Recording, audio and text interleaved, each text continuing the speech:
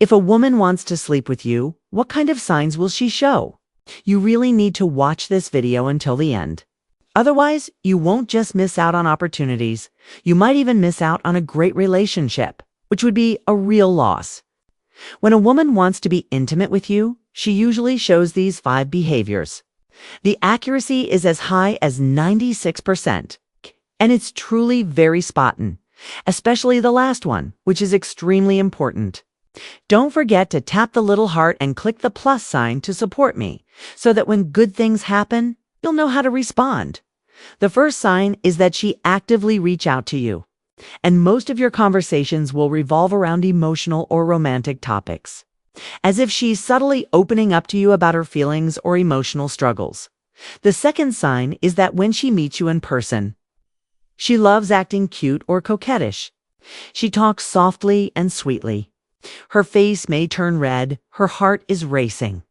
And when the topic gets a bit sensitive, she becomes shy and stammers. The third sign is that she takes you very seriously and truly cares about you in every little detail. Whatever you say, she agrees without hesitation. She listens to you wholeheartedly. The fourth sign is that she dresses up beautifully every time she sees you. She carefully presents her best self, fresh, elegant, and attractive, all for your eyes. And the fifth sign is that she can't help but want to hug you whenever she sees you. She wants to stick close to you every day, always wanting to be near you. So brothers watching this, if a woman is willing to lower her guard and shows you these 5 behaviors, it means she wants to have you and she wishes to be with you forever. Got it? If a girl is willing to go out with you alone, it means she definitely doesn't dislike you and already has some level of interest in you. First, take her to eat. After dinner, move to the second step, go watch a movie with her. Choose a romantic couples movie, because in a theater you normally can't talk loudly, which lets you lean in close to her ear and whisper.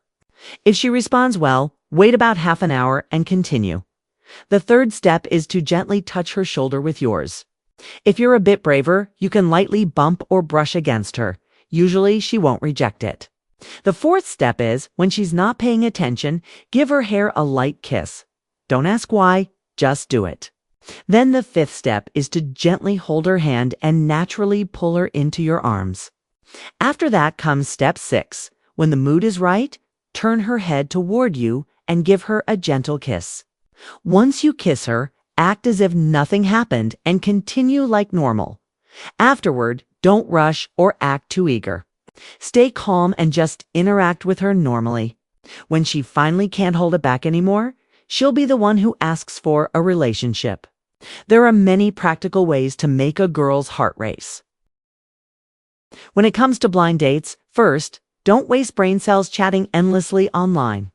Just briefly introduce yourself, ask about the other person. If both sides feel it's necessary, then arrange to meet.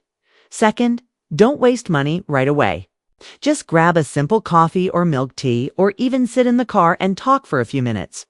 Then directly ask whether they feel it's suitable and if they're willing to continue getting to know each other. Only after the other person clearly agrees to further contact should you treat them to a proper meal. Third, when chatting, don't flatter them excessively. Speak honestly. Don't treat yourself as inferior. The more you pedestalize them, the more they look down on you.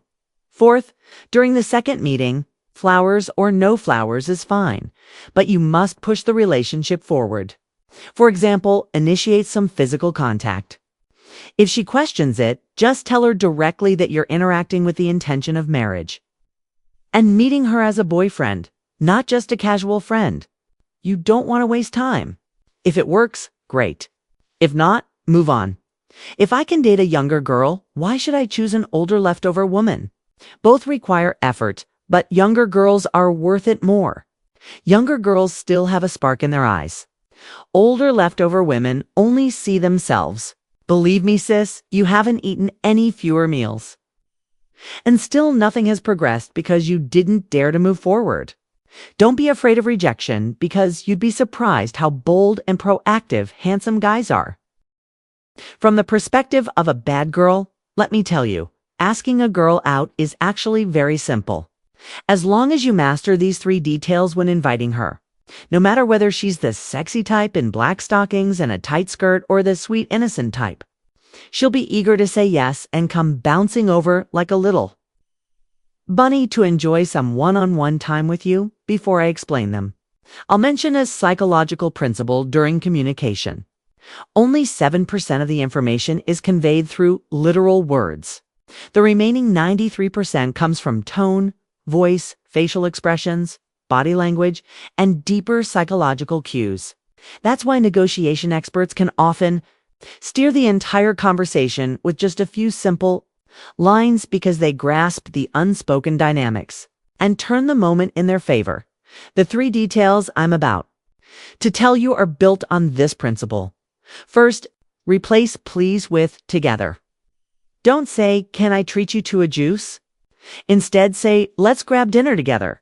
There's a place with an amazing house special. Let's go have a drink there tonight."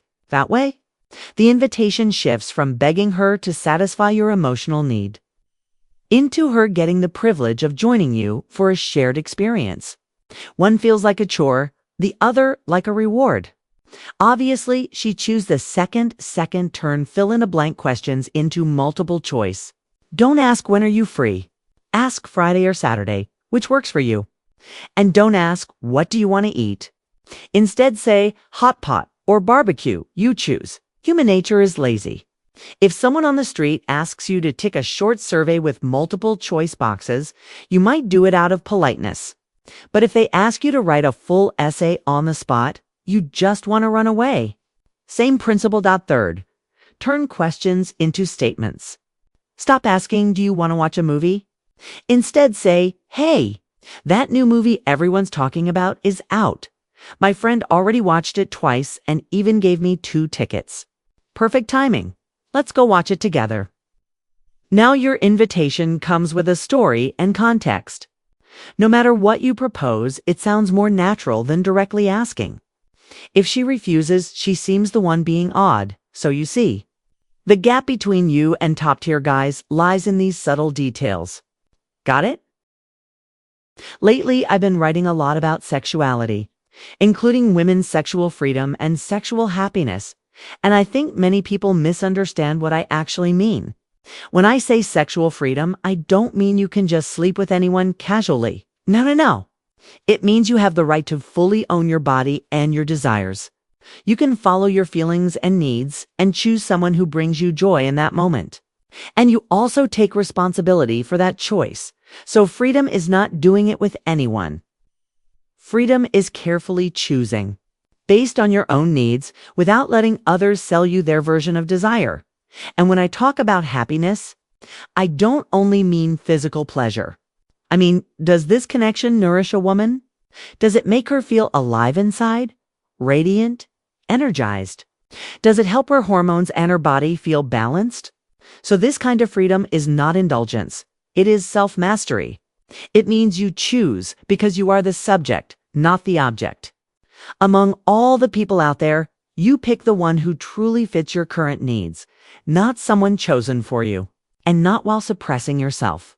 And this happiness is not just physical, it is the inner glow of being alive. People like this do exist, men who can offer such a connection, but of course you cannot demand perfection in every other area beyond that.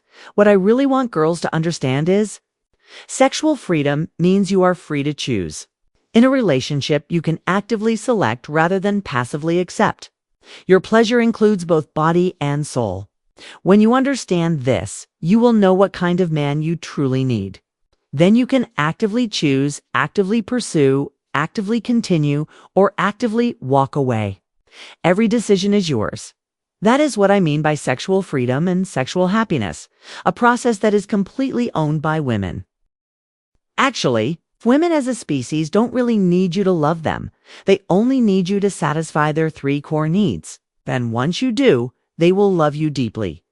What I'm about to say might overturn some of your beliefs about women, especially the last of these 3 needs. The better her conditions are, stronger this demand becomes. The first core need is survival, since ancient times. On a genetic level, survival has always been a woman's top priority. The more social resources you control, the more attractive you are to her. But here's the misleading part. Many people think women love money. Wrong. What women really love is the sense of security created by your mind. How much money you actually have isn't the key. She doesn't know, nor can she quantify it. What matters is whether she feels you have it. And this feeling can absolutely be shaped later through behavior and mindset. In a sense, women live partly in fantasy and self-created illusions. But the sad part is, if all you can provide is survival value, you end up becoming a provider or a backup simp. Because, according to human nature, love is created by giving, not by receiving. The second core need is reproduction. Just like men are wired to be attracted to slim, beautiful women, women are also attracted to men with masculine charm, what people also call sexual tension. It's that sense of dominance or aggressive energy that sparks a woman's desire. But today's society and the education system suppress this trait in men. So men without any masculine edge have become the mainstream. The problem is this kind of man can never awaken a woman's desire. Because the path leading to a woman's deepest emotions only has one gate, and nice guys don't have the key to open it. The third core need is spiritual connection. The better her family background and education level, the higher this demand becomes. Wealthy, well-educated women crave emotional stimulation, intellectual resonance, and a feeling of spiritual connection. To meet this spiritual need, you must do three things. Understand. Her inner world and psychology respond with emotional empathy through actions, possess a level of cognition, or worldview that surpasses hers hope. Every brother reading this invests his time, energy, and money into himself, especially into his mind. Because no high-quality relationship exists without a spiritual foundation. Men who fail in love always fail because they go against human nature. If you don't meet a woman's three core needs, then your sincerity and your effort have no value at all. When you meet a girl for the first time, there are two key conversation strategies you must remember. If you use them well, the more you talk, the more in sync you'll become, especially the second one, which many guys don't even know about. If you secretly learn it, your chances of getting out of the single zone will skyrocket. And the method is actually very simple. The moment you first see her, start by complimenting the details of her appearance. If she was willing to come out and meet you, it already means she has some level of interest in you. And she definitely dressed up carefully before leaving the house. So this is the perfect moment to openly show your appreciation. If you want to be a bit lively and playful, you can say something like, "Wow, you look like you just walked out of a fairy tale. That outfit is stunning." If you're not the playful type, you can be a little more subtle, like, "You're so photogenic already." But in person, you're even more beautiful than your pictures. When you compliment her, your eyes must show sincerity. Don't just say she's pretty, mention specific details. For example, your earrings match your whole style so well. You really have great taste. Sincerely praising a girl the moment you meet helps quickly close the emotional distance and makes her feel valued. If this opening compliment makes her smile, then your date is already halfway successful. And if you notice she's a bit shy, you can follow up with a playful tease, like, "Was that compliment too straightforward? Did I scare you?" Use your humor to melt the ice and loosen up the atmosphere. And the whole date will naturally become more relaxed and lively. The second key is to talk about heartfelt topics. For example, you can ask her, "Do you believe in love? Why or why not?" Bring up questions that trigger emotional resonance. If she says she does believe in love, you can follow that by talking about what kind of relationship each of you longs for, what kind of companionship you both idealize. But if she says she doesn't believe in love, don't rush to disagree with her. First, show understanding. You could say something like, "Yeah, it's not easy. People are more cautious about relationships now. But I'm the kind of person who takes every relationship seriously and slowly finds someone truly compatible." It's something that can't be rushed. Beyond views on love, you can also talk about childhood memories. Ask things like, what's the craziest thing you ever did in school? Or was there a moment when you suddenly felt like you'd grown up? These questions encourage her to open up and revisit her past. But when discussing these topics, don't act like you're just interrogating her. Occasionally share your own stories too. Talk about embarrassing moments or emotional moments from your own growth. This creates a sense of mutual involvement and makes the conversation feel natural instead of one-sided. For example, if she brings up something she used to be afraid of as a child, you can say, I totally get that. I went through something similar when I was little. She's engaging deeply with the conversation. That's your chance to expand the topic further. If she mentions a book or movie she likes, you can gently guide her to share more. Like, which part of that movie hit you the hardest? Remember, brothers, a good conversation isn't one person talking endlessly. It's two people exchanging feelings and thoughts. When you first meet, the most important thing is to make her feel respected and understood.